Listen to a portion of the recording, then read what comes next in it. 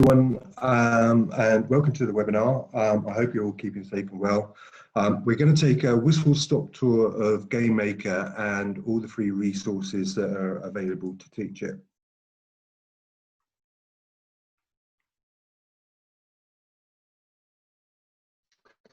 So looking at the agenda, we'll start with a brief overview of GameMaker and the results from a survey of 150 educators. I'll show you what all the types of content there is, both official, such as our free educator materials, and community content. Because we have a very large community, there's a lot of high quality free content available along with the official content we provide to help educators to teach GameMaker in the classroom. We're going to review the resources listed by grouping them into educational approaches, which will be an educator-led environment, self-teaching without an educator intervention using video tutorials, and resources for a more advanced project approach.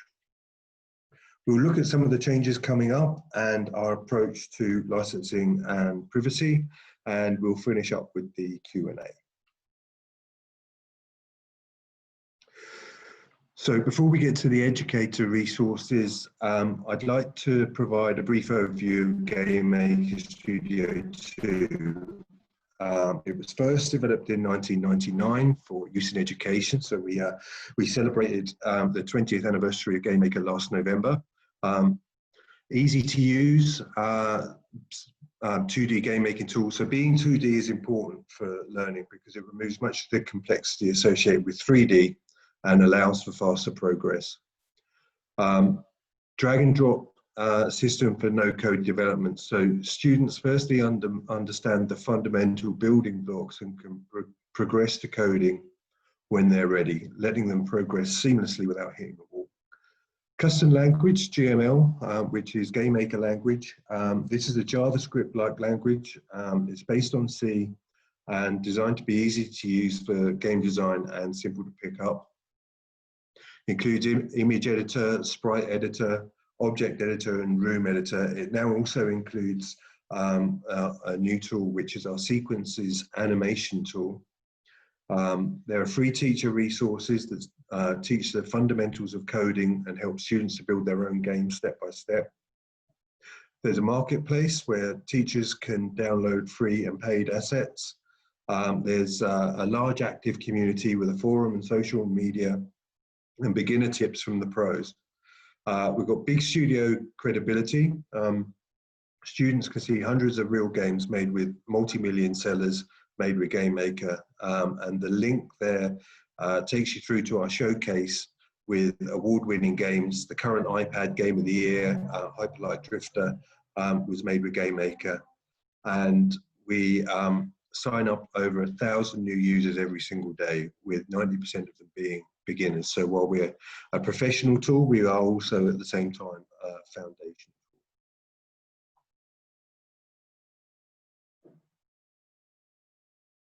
We sent out a questionnaire to our teachers and I received 150 responses. I always thought that game design would be proven to be a great way to teach coding, but I was surprised that this came through as just one of the most important factors. You can see the chart which shows the semantic scaling response to the question, which was how effective are game design lessons at teaching the following? And looking at the top performing elements based on their ratings of performing somewhat effective or better, we have learning engagement at 94.6% of respondents saying its effectiveness is somewhat effective or better. Individual confidence, 94%.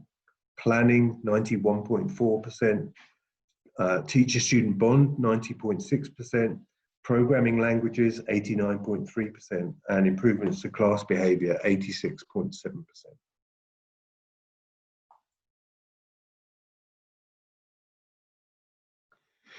Here's how teachers approach the teaching of game design from that survey. As you can see, the teaching of GameMaker is very hands-on. So it suits kinesthetic learners. This is probably why we hear that students who struggle to engage in other areas of the curriculum are much more motivated to engage with GameMaker game design lessons. I was talking to one of our teachers the other week who provides alternative provision to children who have behavioural difficulties which can't be accommodated in mainstream education. And he was saying the Space Bubbles video tutorials, which are part of this, which are the free tutorial materials that we put out, they're just at the right level for his students. There are 3 approaches to teaching that I'm going to cover in this presentation. The first is making a game step by step with the teacher leading, where the educator provides guidance on the teaching of coding to fulfill a school curriculum. And this is reinforced with step-by-step tutorials. It comes with an assessment structure and homeworks, and this is the approach taken by our educator resources and will require the educator to run online tutorials to go through the slides in a home learning situation. Next is making a game step by step using video. This is an approach that solely relies on video tutorials where users build and extend games from no knowledge using drag and drop, and then progress into making these games using GML coding. This is more appropriate in an out of school situation with camps or clubs where there's no formal framework needed to learn code. The students are learning the skills in a more hands-on way, so educators may need to provide some structure to what they've learned afterwards using the educator classroom materials. This also requires less educator input, so is useful when students are home learning. Finally, we have the approach of setting a project for students to interpret. This is actually the most popular approach used and is used in more advanced curricula where students are required to show creativity and practical implementation of programming. For this approach, I'll show you the resources that can provide guidance and inspiration.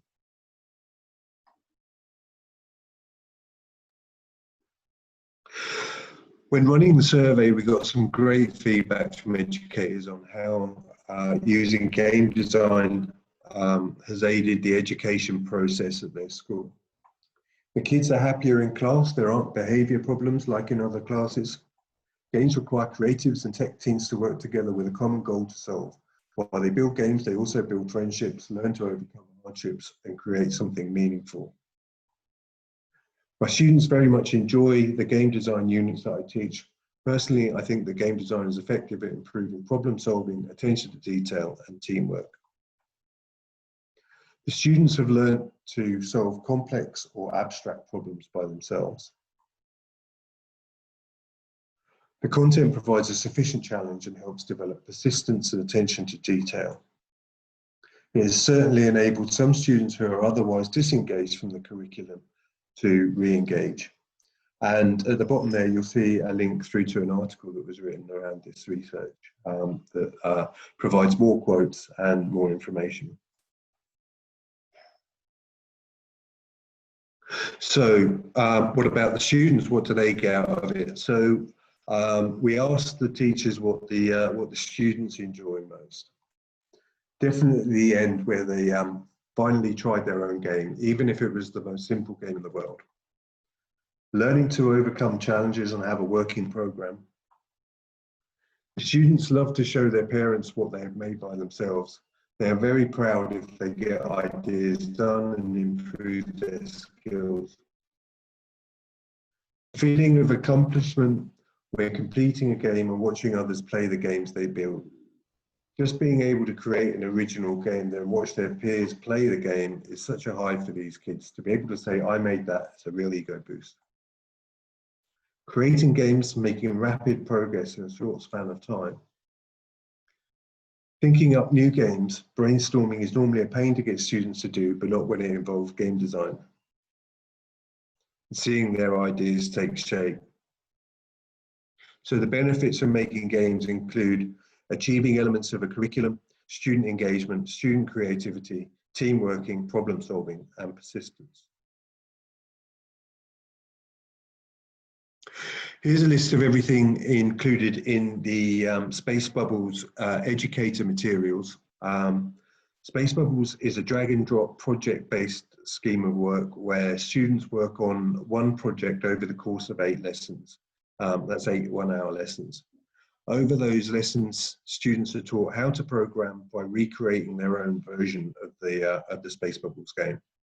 It's aimed at children aged 12 to 14, but can be used for older or younger. And it's been developed by Terry Watt, who is a teacher and formerly a game designer. And there's a link there at the bottom which will take you through to Space Bubbles.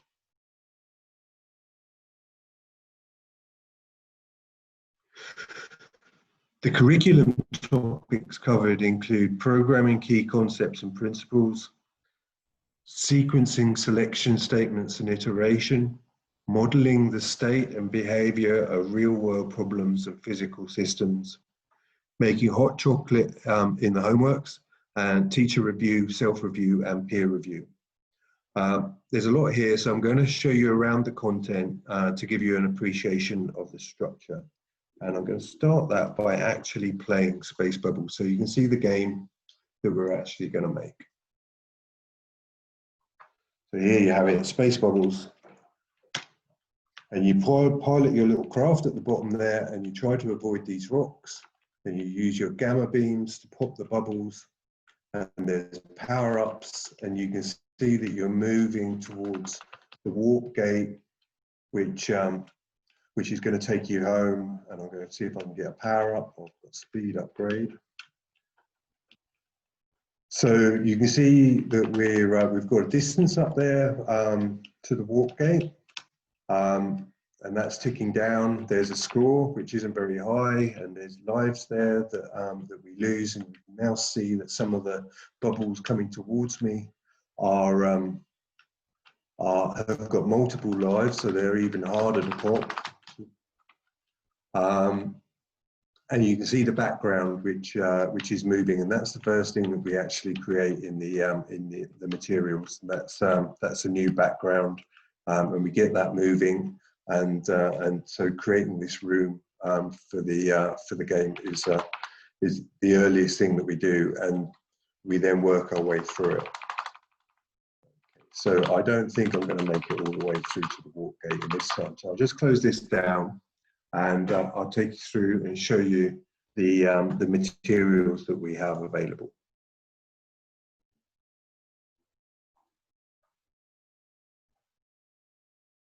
Just bringing that up on the screen now. So this is all the Space Bubbles materials that you download. So that was the demo game. So just open that up, and you can see you just double click that exe file there to run the game. There's a teacher's guide. I'll open that up just now. There's two different sizes. There's a legal size for US and A4 for Europe. I'll just open that up so I can show you what we have. So this is the teacher's guide. It takes you through each lesson. And tells you how to approach the learning. So here we go. So it structures the lesson for you. So it does that for each lesson. Just to run through those. So you've got 8 lessons. And it also takes you through the final assessment as well. So close that down. We have a student handbook which needs to be printed and provided to the students, or they can print that themselves. So we have that here, and you can see that we've got an attainment sheet, which is the structure for the assessment. We've got the first area, which is key terms that are covered.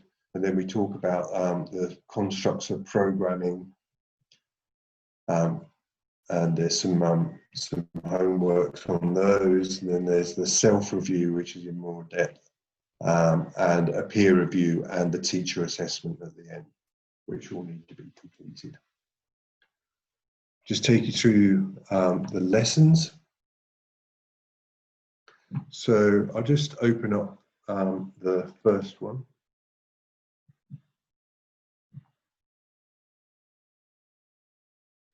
So you start off with the homework that you're going to set, which is mixing and matching key terms.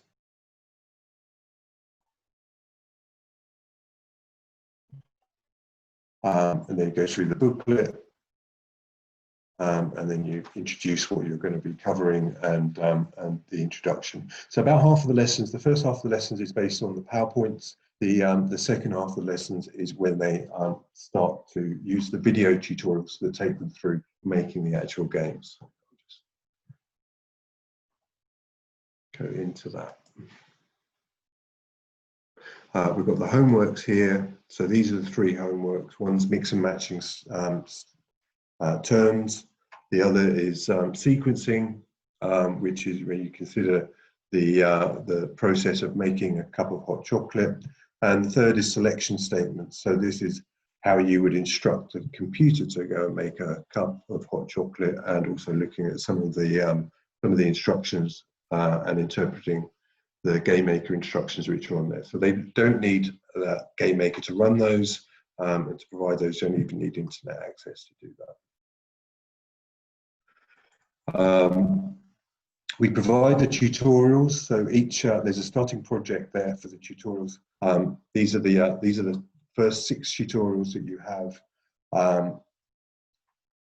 and each of those you have the choice of having a video to play, which is the step-by-step guide, or a step-by-step PDF. Now we recommend the video. There's also an executable of that each of the individual tutorials.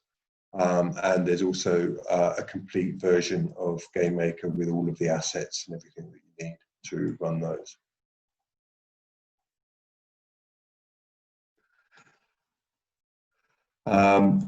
So after they've completed the first 6 videos, those that are moving fastest can move on to the extension and challenge tasks.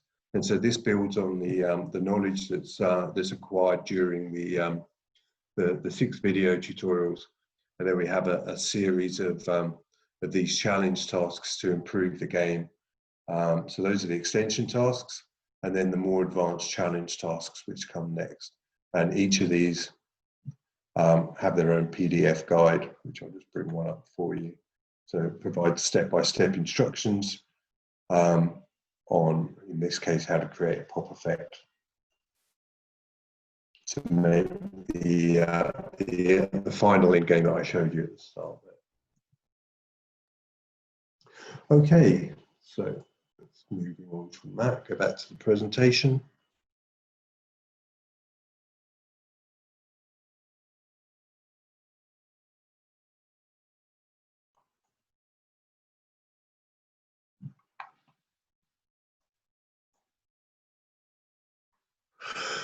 So that was the Educator materials, which are completely free and available for you to download. We've also got a number of video-only tutorials. So this is our starter one that we use for our first one that we use for our consumer tutorials, where students are expected to learn on their own.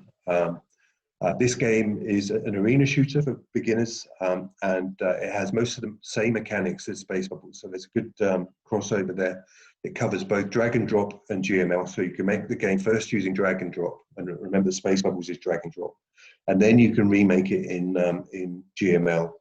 And this is an official tutorial made by one of our community educators. So it has a slightly different teaching style, and it also includes an introduction to GameMaker. The focus of this is to create your ship and get it moving within a few minutes before layering on additional game effects. So we really want to get students to see things happening really very quickly within the first 10 minutes.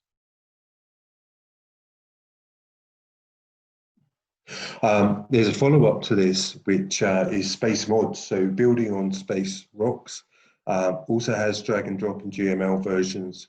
And this additional content can also support students who need to get help with Space Bubbles extension and challenge tasks. So it covers power-ups, enemy ships, cameras, parallax, which is a sort of layered background effect, which gives a sort of a 3D feel, and also visual effects, such as particles and screen shake.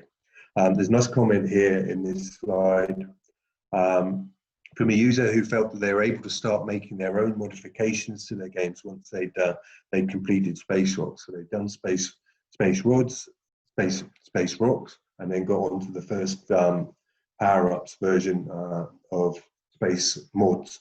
And from that point, they started to feel more confident about making games. So that was really nice. And now for something completely different, we move on to the next game, which again is in drag and drop in GML. And this is Breakthrough, which is a brick breaker game. It's taught for both GML D&D, and around half of the projects that we see being made in GameMaker are in drag and drop. So there's no real need to go to GML until you're ready.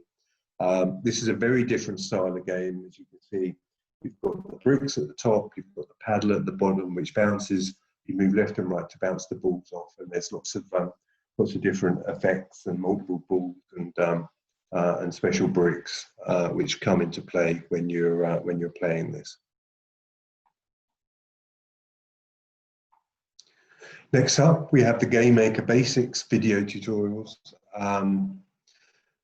This is a good place to go once you've done the first game and Breakthrough, is you'll have a level of familiarity with all the tools, but this actually takes you through each of the tools one by one to enable you to understand all of the facets that they can provide and how they can help you make a game. So these I'll put this in the video tutorials area, but these are written tutorials which are available within the GameMaker IDE itself. Next up, as we start to get a little bit more advanced, it starts at a beginner level. This is a platformer game, so it's a much more expansive set of tutorials. As I say, it starts at beginner level using GML, and then it progresses to intermediate, and then it also connects to Sean Spalding, who's the author of this. He's got his own set of platform tutorials. So you can see there's links there to all the assets and a link through to the tutorials themselves, and these are video tutorials. And this is the list of Sean's own platformer tutorials.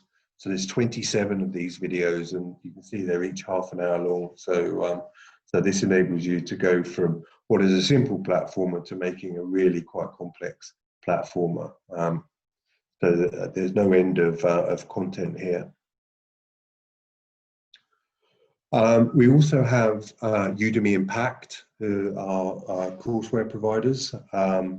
They provide some really high quality tutorial materials, again using a lot of our community providers to do this. You'll find that they're often on sale, so it's worth keeping an eye out for that if you're interested in that.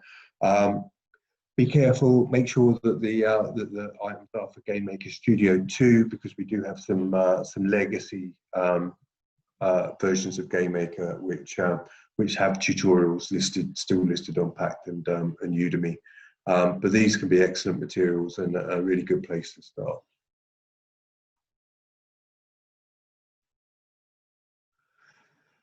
Next up, looking at project-based tutorials, and this is where you can set a theme and see how your students interpret it based on a marking scheme, and that marking scheme could include scoring for interpretation of theme, complexity or functionality used, playability, coding practice, or creativity.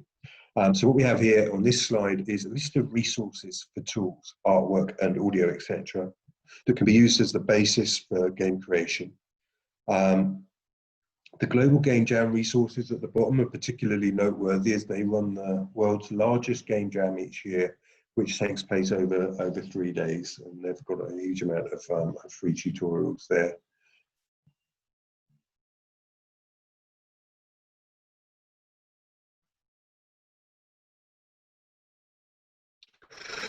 This is our learning hub which is on the yoyogames.com website. This is our central repository for video tutorials, written tutorials, official and third-party tutorials. So there's a huge amount on there, including the official ones that I mentioned earlier.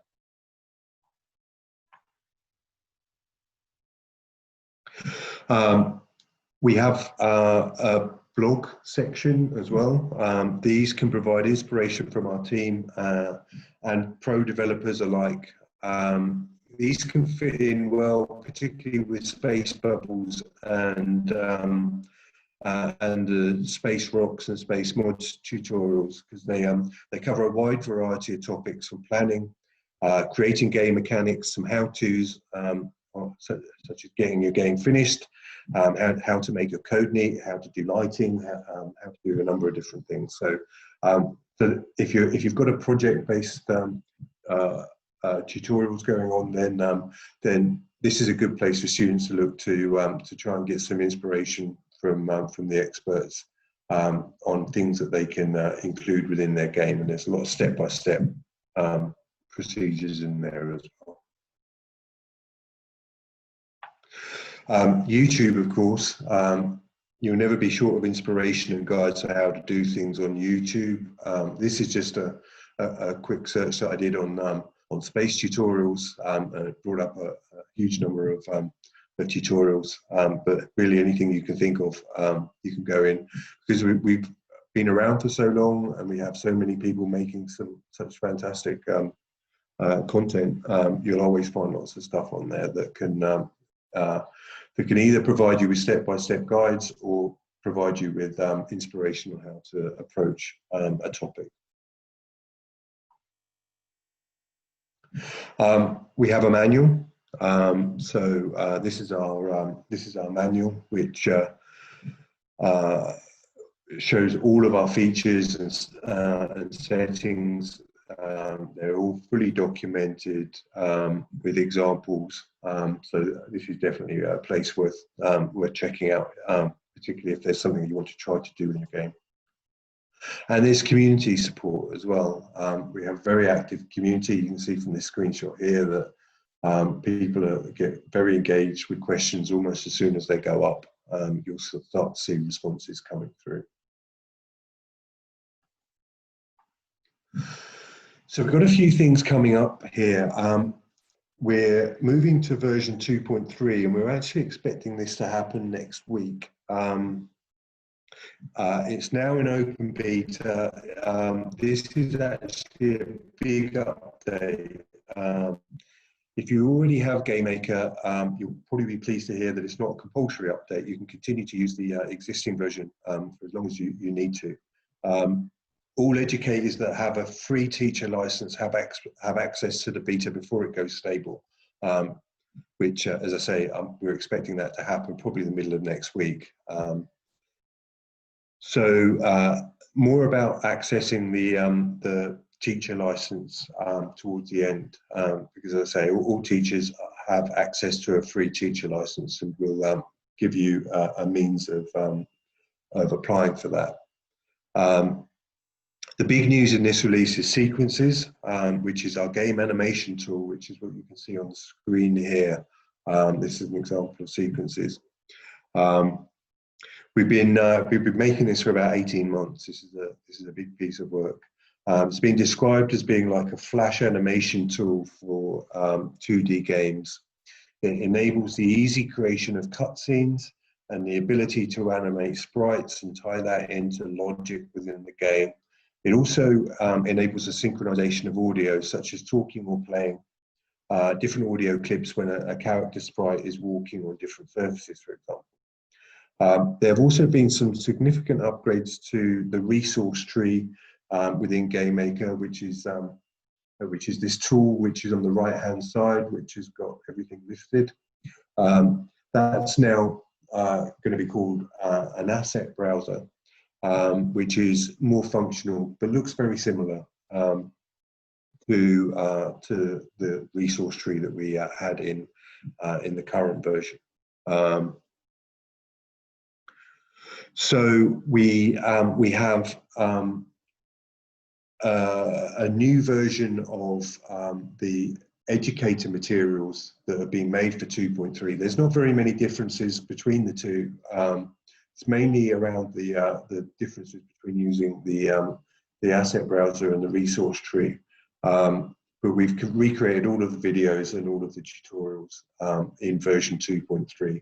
And so when you go to the documentation or the page which houses the downloads for Space Bubbles, you'll see downloads for both different versions.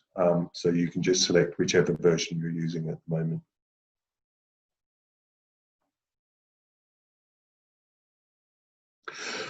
There have also been some updates to GameMaker language to bring it in line with modern scripting languages, with some additions and updates to arrays, chained accessors, function scripts, and method variables, as well as structs and error handling with exceptions, try, catch, and finally.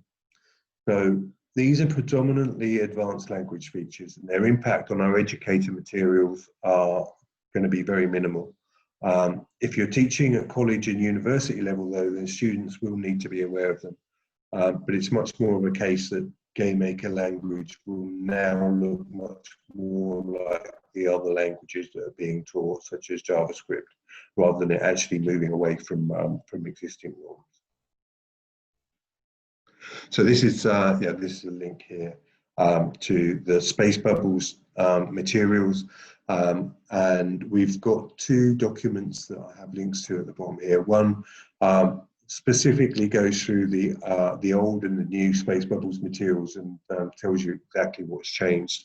And the other covers the workflow changes that are different between version 2.2.5 and the new version 2.3.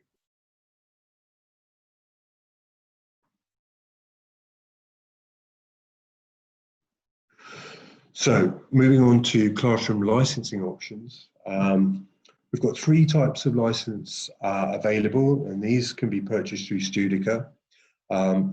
There's Educator, which is a desktop export.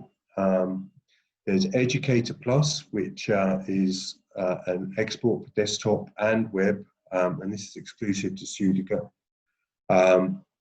Because we've had a number of schools that have requested the additional HTML5 export. And finally, Achiever, which is probably used more at college and university level, where it includes desktop, mobile, web, UWP, which is Universal Windows Platform, and now also includes PlayStation 4. GameMaker can be run on Windows and Mac. Can't currently be run on Chromebooks, so that's something we're looking at, but it's not something that's available at the moment, unfortunately. The seats are concurrent use licenses. There's 1 and 2 year options, by the way. The seats are concurrent use licenses, so they can be used for multiple classes. So there's two different ways. I hear of schools either applying it to a device, so you have a PC, for example, and you apply the seats to each device, and then multiple students go and use the device, and then you don't need to be concerned about providing the individual students with license credentials or login credentials.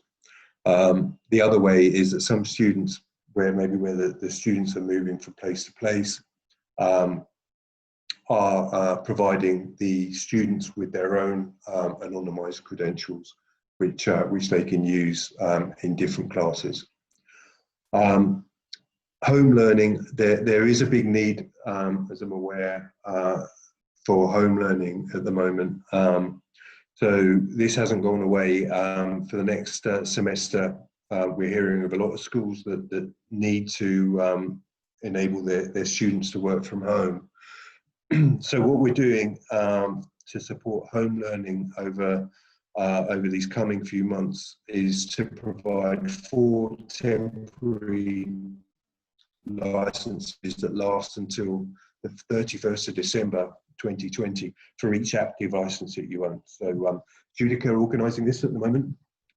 So when you buy a license, they'll also contact us to tell us whether or not you need to have those licenses extended.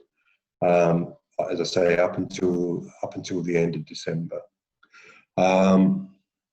Just to mention, the PlayStation 4 license has been added to Achiever, and that must be registered with Sony through their academia program to see their help articles, which take you through the step-by-step guide there. So you can see there's that link on the screen.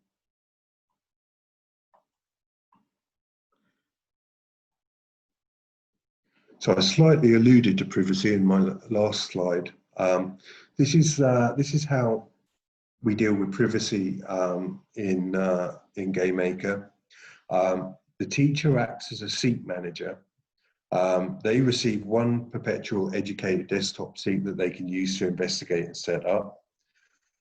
The seats are entirely anonymous, including the usernames and passwords, which are randomly generated. So at no point is any student PII collected. We have more information in our privacy policy, and there's a specific section on our approach that applies to education. And I'd also like to mention that we've been approved for use by educationframework.com. So if you're a subscriber to that, then you can find out more information on their website as they've reviewed us. So next slide. So as a thank you for attending our webinar and making it all the way to the end, you're eligible to receive a free license. Christy will send you a link to this, or click the button on these slides, which will be included when we send the slides, and there'll be step-by-step instructions on how to claim your free GameMaker license. Basically, you'll receive a permanent desktop export license, and you can use that for evaluating GameMaker. It will show you how to, or you can use that to create a seat and start playing around with the seat system as well.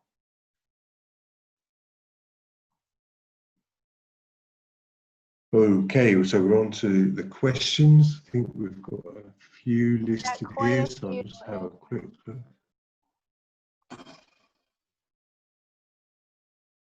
So, will students need a copy of GameMaker on their PC? Yes, they will. If you go to yoyogames.com/education, then they can just answer that. Sorry, they can just download the license, the software straight from that page. They don't need to create any kind of an account or anything to do that. They can just download the software and then use the credentials that you provide them for the seat to log in. Can students access and work on GameMaker with Chromebooks? I mentioned that earlier. Unfortunately, not at the moment, but it is something that we're busily working on to try to get that. I'm new to game making. Is there actual training sessions for teachers to do and learn the software so I could teach it, or is it on your own using the tutorial?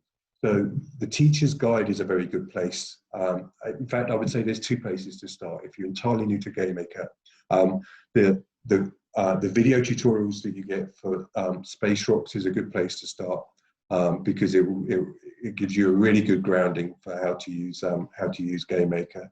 And then when you then go through the teacher's guide, you'll see how to approach teaching it. It's not difficult. It's not hard software to be able to teach it, certainly at high school level. I have 30 PCs in my class, but since we're doing remote working, I'm going to need many more licenses. Yeah. So that's, as I mentioned earlier.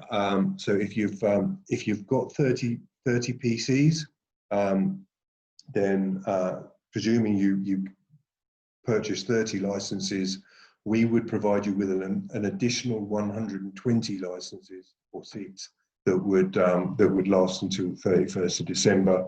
And so if you were to add that to your original 30 that you purchased, you'll have access to 150 seats that can be provided to your students. You can provide them with the credentials.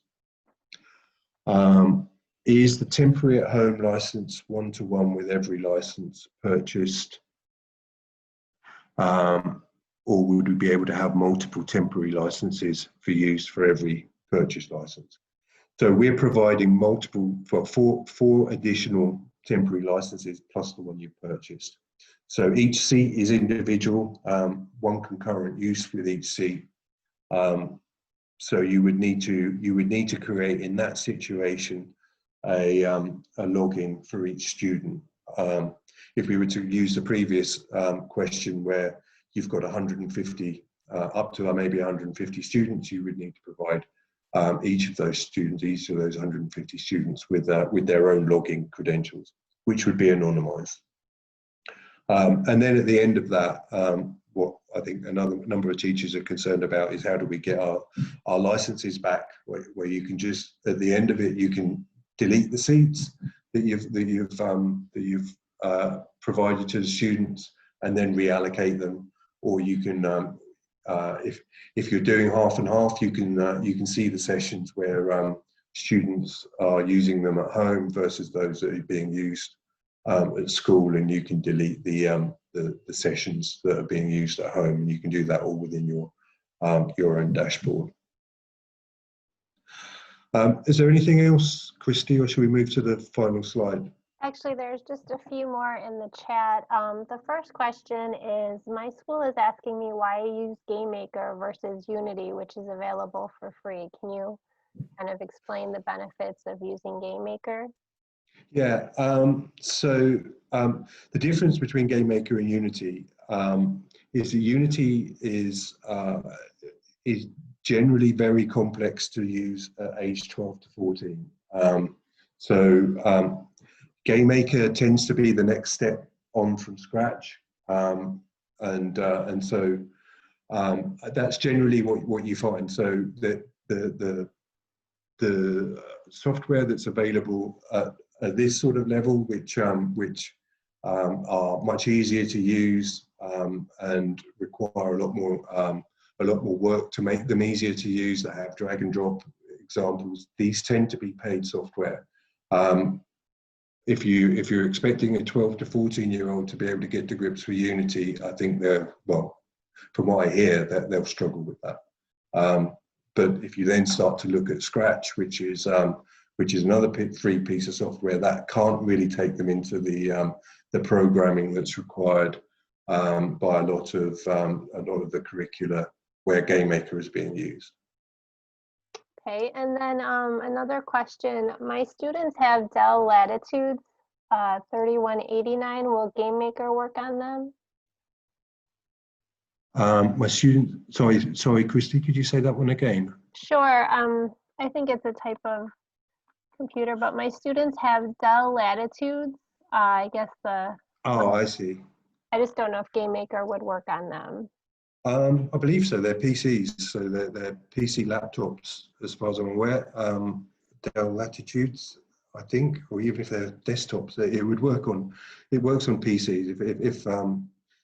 If you're running Windows, then GameMaker will work on that device.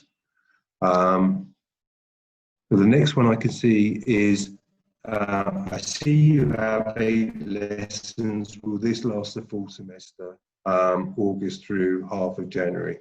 So this is what you can do to extend beyond that. Is once you've got students through the 8 lessons, you'll probably be able to extend it with the extension and challenge tasks. And then when you reach the end of those extension and challenge tasks, then as I mentioned earlier on, most teachers are teaching GameMaker on a project basis. So that's the point at which your students will be capable enough to start making their own games and coming up with their own ideas.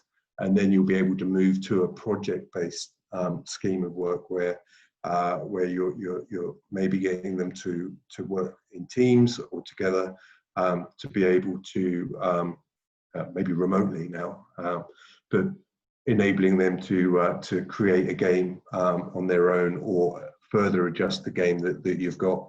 And that's where you can start looking at some of those materials, such as the video tutorials that will enable you to do things like bringing in lighting, or rumbles and various other things, and some of the blog materials as well. My students are high school, 15 to 18 years of age. Okay, so as I mentioned, with the it depends what they've done before, I suppose, as to where you would start with those students. If they've not covered the materials that I mentioned with space bubbles, then they'll probably move through space bubbles quite quickly, and then you'll be able to get them onto a project scheme of work probably a little bit quicker than if you were to start age 12. If they've done that sort of level of programming at age 15 to 18, then you may want to move them onto the video tutorials. The platformer would be ideal. I mean, if that's a large scheme of work for pupils to look at. So maybe get them to do space bubbles quite quickly, and then move them on to something like the platformer, or some of the video tutorials, or a project-based scheme of work. Please explain about the additional licenses again. Sure. So what we're doing is, for anyone who has, for any seat that's purchased or currently live, we'll provide an additional 4 seats to the end of December. Obviously, we don't know how long COVID's going to go on for, so we'll be reviewing that again in December. But what we're promising at the moment is we'll provide up to an additional 4 seats. So in the example that someone gave earlier on, where they were purchasing 30 licenses, we would provide an additional 120 seats. So when you go into your dashboard to be able to allocate those seats, that teacher will see 150 seats that they would be able to allocate, the 30 that they purchased and the 120 that we've given them. Presuming everything is fine when we get back after Christmas and the holiday season, then the 120 that we provide will no longer be available. They'll have expired, but the 30 that you purchased you can continue to use in your school. And if you've allocated any of those out to students, then you can reclaim those through your desktop. There's an onboarding material, so when you make a purchase, there's onboarding material that takes you through to the relevant guides on how to manage seats, etc. Cost per seat, so that's something that Studica will be more than willing to provide you with a quote for that. And I think, Christy, there's actually, I'll just move to the next slide, actually, because I believe there's some information on there for.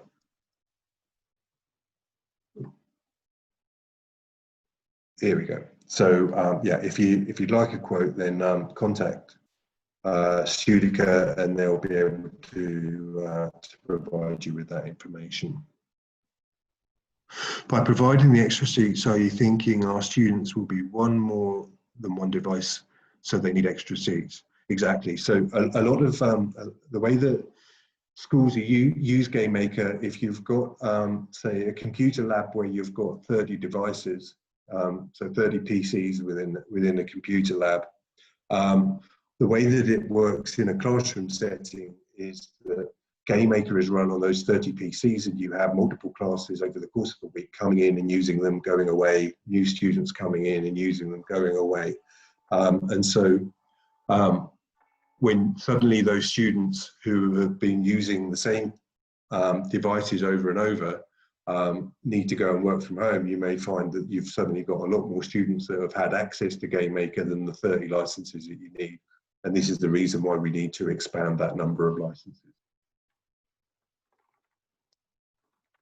Okay, and that looks like the end of the question. So I'm just going to thank you so much, Andrew, and thank you everyone for joining us today. GameMaker is an excellent tool for engaging students, teaching code, and other STEM-related topics. So again, if you would like a quote or you would like more information, please contact us at Studica. We'll be happy to help. You can reach us at info@studica.com or call 888-561-7521. And again, I will be sending a follow-up email in the next few days. It'll include all the links mentioned within the presentation, and it will also include a link to that recording. Someone asked about that as well. So please keep an eye out for that, and thank you everyone, and enjoy your day.